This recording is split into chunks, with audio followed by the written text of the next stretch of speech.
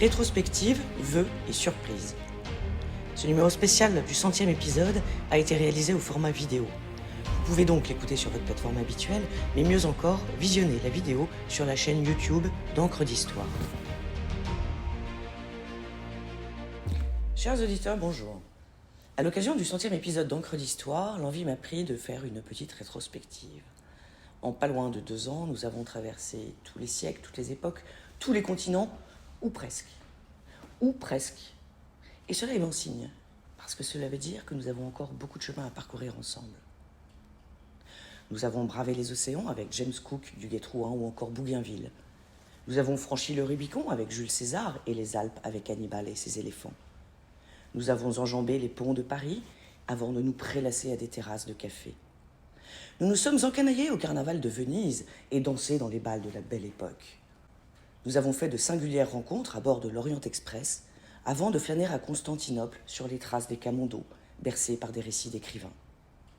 Nous avons épaulé Napoléon à la campagne d'Égypte avec Dominique Vivant-Denon et à la campagne de Russie avec Jean-Dominique Larrey. Nous avons frémi pendant les cavalcades de Gengis Khan dans les plaines asiatiques et les cavales du Caravage et de Casanova.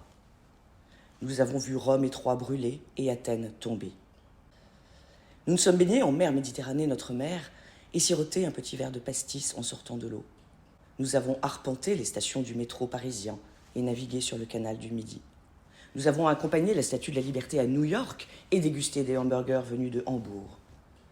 Nous nous sommes promenés à bicyclette et avons décapoté notre 2 chevaux sur la Nationale 7. Et vécu tant d'autres aventures, parfois épiques, parfois tragiques, parfois comiques.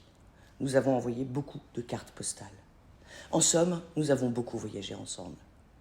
Merci, chers auditeurs, d'avoir accepté de vous laisser rembarquer dans toutes ces escapades.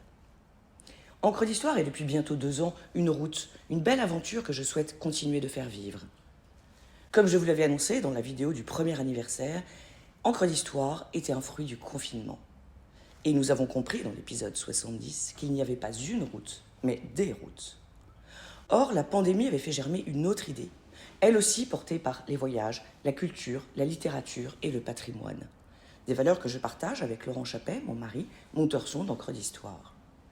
En notre nom, je vais aujourd'hui vous raconter non pas une histoire de la grande histoire, mais une petite histoire, une histoire d'aujourd'hui. Au lendemain du confinement, comme beaucoup, nous avons eu envie de prendre l'air.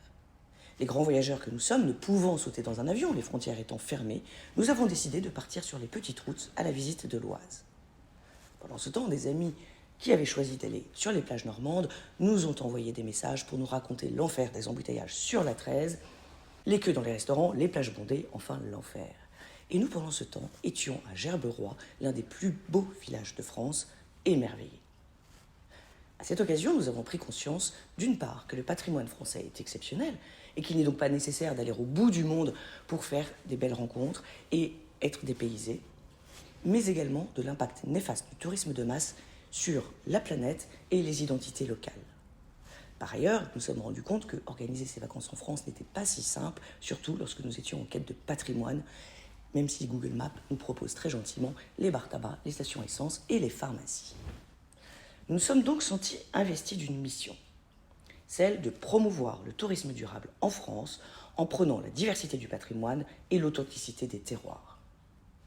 Vous connaissez Waze, cette application qui permet d'aller le plus rapidement possible d'un point A à un point B.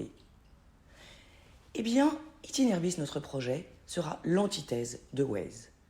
Comment voyager tranquillement en prenant son temps sur les petites routes secondaires à la découverte du patrimoine. Concrètement, ce sera une application qui générera des carnets de route personnalisés en fonction des intérêts propres de chacun, qui les églises romanes, qui les vieux lavoirs, qui les points de vue, qui les fermes bio, qui les châteaux Renaissance. Tout cela avec du contenu dans la verve d'Encre d'Histoire, parce que nous ne voulons pas voyager comme des valises. Notre signature, nos petites routes valent le détour. Notre territoire, notre beau pays, la France. Ce projet, qui verra le jour en 2023, a déjà été accompagné par plusieurs acteurs de l'économie sociale et solidaire, dont Ticket for Change. Il est suivi par la Chambre de commerce et d'industrie et incubé par le Louvre-Lens. Choisi par le Pays de Grâce, qui va devenir le pilote du projet avant de se déployer sur toute la France. Nous avons donc déjà parcouru un bon petit bonhomme de chemin. Mais comme le disait Jacques Kerouac dans son roman Sur la route de 1957, nous avons encore du chemin à faire, mais qu'importe, la route, c'est la vie. Si comme nous, le tourisme durable et la défense du patrimoine vous interpellent, si comme nous, vous aimez voyager en prenant votre temps sur les petites routes, si comme nous, vous aimez faire des découvertes patrimoniales et humaines, n'hésitez pas à suivre l'aventure Itinérbis sur les réseaux sociaux. Nous avons besoin de vous pour sensibiliser les Français au patrimoine et désengorger le tourisme de masse. Retrouvons-nous néanmoins dès jeudi pour un prochain épisode d'Encre d'Histoire et très vite, je l'espère, sur les pages des réseaux sociaux d'Itinérbis. Je vous souhaite à tous une merveilleuse année. Rendez-vous en 2023 sur nos petites routes, car elles valent le détour, vers des découvertes patrimoniales fantastiques et des rencontres authentiques. Un immense merci à vous pour votre fidélité et votre soutien.